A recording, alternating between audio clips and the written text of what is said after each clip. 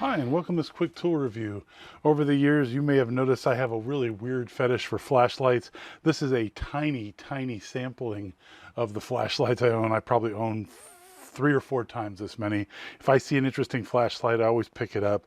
And you've got this kind that has an array on the side as well as the front that'll project. There's a whole bunch of different variations on that. You've got that really cool Skyfire that you could use to light a fire with. The super bright one that I got recently, and all these small ones that use lithium batteries that are surprisingly bright for their size. And then I ran across this guy. This one is really different. When this company reached out to me to see if I would evaluate their product, at first I was a little skeptical, but when I took a look at it, I thought, wow, this really is something weird. So this product is from a company called Olight, and this guy is the ArkPro flashlight. Has a built-in lithium-ion battery. Says it'll run 14 days on low output, 2 amp hour battery, but its combination of features built into this guy is what really sets it apart. And they went all out on the packaging. This is not cheap. It normally lists for $110, and it currently is on sale for 88 bucks, I believe, with a link in the description. Haven't opened it yet, so you know I haven't had any input on what I think of this. No preconceived notions. Wow, okay. That is quite a bit of packaging. It looks like there's an anti-theft device built to the top here. Currently available on Amazon. Rethink Light, Reimagine Style. So this oh, there's the flashlight on this side. So this was the bottom I had. So there's a charging dock for it. That's very unusual for a flashlight. If a streak appears around the laser dot, gently clean the glass with a cloth. So they got a protector over the bezel on front, which is a first and very nice. This thing has a lock on it to prevent accidentally turning it on. So this guy says charge to activate before first use. So I'm going to do that. Here's the charging cable they provide with the dock. It looks like it's magnetic and sits on the part. They make it really obvious that you need to do this. That's kind of cool. I've never seen a flashlight with a dock, and it really holds on tight. No messing around. And I like the fact that it self-centers. It self-aligns perfectly every time. That's a really nice feature. This thing's heavy too. It's got some heft. It looks like it's solid aluminum case. Unlike normal flashlights, this guy comes with a manual with its own little pouch. Looking at some of the features of this while this thing's charging up, this has a whole bunch of different modes of output on it, which is very interesting. This light is kind of unique in a lot of ways. Built-in lithium-ion battery, non-replaceable. That's a plus and a minus. However, the small form factor, they used a flat pack instead of a round, so you get this nice small form factor that it's got, so it fits in your pocket nicely. That's a good trade-off, because if you're using like a 16350 or whatever the big ones are, those flashlights necessarily will always be large and have a hard time fitting in your pocket. This has a bunch of different light modes on it. So you've got turbo, high, medium, low, and moonlight. Moonlight is 1 lumen out, 14 days. Low is 15 lumens, 72 hours or 66 hours, depending on whether you're in flood or spot mode. Medium is 100 lumens out, 13 hours or 10 hours, depending again whether you're on flood or spot mode. And then there's up here with the high output is 520 to 100 lumens, 155 plus 10 minutes. I'm not quite sure what they mean by that in high output. And then you go to the turbo, and you've got 1500 lumens, 4 minutes, or 520 lumens for 140 minutes in turbo mode, and in spot 800 to 400 lumens, 4 minutes at 800 lumens, and 130 minutes at 400 lumens. So you can get a lot of output and some decent run time if you're not running this thing, you know, full out. And then it has a UV light, and the UV light is something unique to this, and it's a really cool feature, because you may wonder, why would you want UV in a flashlight at all? Well, at nighttime, you can find all kinds of things that you wouldn't be able to see in the daytime. For starters, if you've ever grown tomatoes, well, tomato hornworms, they fluoresce at night, and during the day they meld into the plant and they're very hard to see. At night they stand out like a sore thumb and you can easily pick them off the plant. Also, there's all kinds of rocks that fluoresce in UV light, so this is a pretty high output UV light. They're saying it's 1200 to 580 milliwatts, which gives you between 5 and 300 minutes, depending on what power output you've got on it. And then in low, 360 milliwatts for 8 hours in UV mode, which is really cool. There's no red light mode on this one. However, there is a laser mode on this one, and the laser can be combined with other modes. So it has a under 5 milliwatt class 3R laser that'll run for 50 hours and a 0.39 milliwatt output class 1 for 226 hours. And you can combine modes. You can mix all these together, which is really weird. There's 7 modes from these 3 different options here. Pretty unusual. And so you can have the laser pointer on with the flashlight, or you can have the laser pointer on with the UV mode so you can point something out to someone else. Anyways, once this thing's charged, we're going to fire this guy up and see how much we like it. This is a pretty good manual. There are instructions on the other side, and there are ways to get to individually every kind of mode here. If you look, single press is on and off. Moonlight mode, when off, long press the center button. Turbo, double press the center button. Strobe, triple press, so you don't have to go to strobe if you don't want to ever, which is great. When on, long press the center button. You can change brightness modes, very straightforward. UV, single press the center button. When long press center button, change brightness for UV.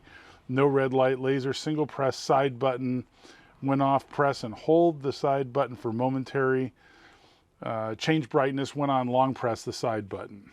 The controls on this flashlight are much more simplistic and more direct than many flashlights I've used, especially considering how many different modes they've got, which is, what is it? It's 7 modes on this thing.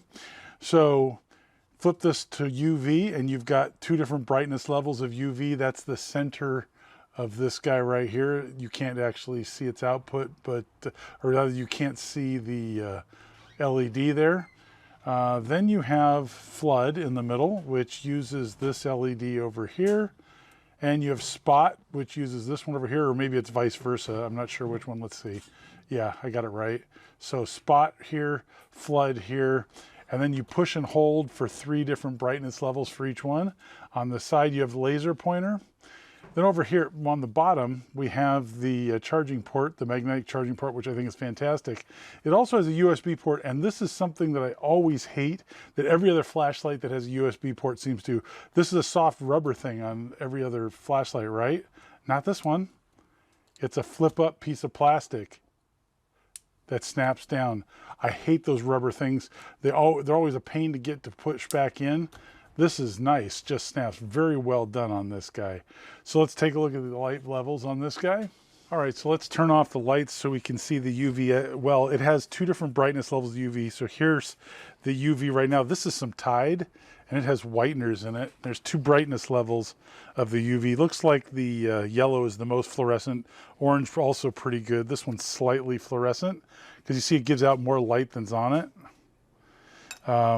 2 brightness levels, push and hold. There's the higher output. All right, so here's the UV on low setting, and that is really quite bright. The orange cover on the pen is UV sensitive. The ink, not as much, a little bit, you can see over here. However, the yellow, the ink itself is much more UV reflective than the case is, which you can see right there and down on the paper. This is some Tide laundry detergent. This isn't a whitening one, but the whitening ones actually have UV sensitive materials in it to artificially make your stuff look whiter in outside sunlight. So let's go to high brightness. And there it is, almost blinding. It's pretty amazing. Okay, that's the UV. Here is flood. That's on the lowest setting. There's middle and high. If I push and hold, it switches between them. There's middle and there's high. And the camera has to iris down a lot in order to get there. We're totally dark. Then we go to spot. So there's low on spot, off, low, medium, and high. It's overwhelming, the camera. It's washing out everything. You can't even see the ink there because the camera can't compensate for that much difference. There's low. All right, so the first time through I missed some different brightness settings on this guy because there are so many. So here is UV, low, press again, and there is high. Turns out the Jackery's got UV sensitive plastic colorants in the plastic, which actually radiate different color light when exposed to UV, as you can see. Low and high. Next up we have flood. Press and hold for moonlight mode. Still enough light to walk around by in pitch black. Low, medium, high, turbo, strobe. The only way to strobe is to triple press it, so don't worry about that. Long press for moonlight. Low, medium, high, double tap for turbo, blowing out the camera, and then strobe. The laser has 2 light levels, low, high. Everything, it just completely blows out the camera, so it's really hard to tell. Just the spot gets smaller because it's not overwhelming the camera so much. And of course you can combine modes. So that's spot, that's flood.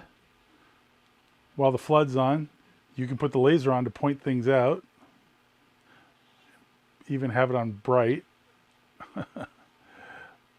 Same with spot, laser on. Same with UV, laser on. In different brightness settings for all of them. What an amazing set of combinations.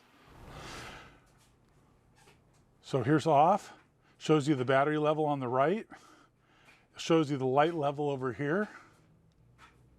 There's medium, high, and it's probably harder to see, but that's a nice little touch. I didn't even notice at first. This is actually a surprising amount of light. I could easily navigate in the dark with this much light, and this is the lowest setting on flood, lowest setting on spot. Pretty freaking amazing. It's got a nice clip on the back. I think of all the flashlights I have ever purchased, this may not be the absolute brightest. I have an 8,000 lumen one I bought that's about, I don't know, too big to fit on the frame of the shot right now.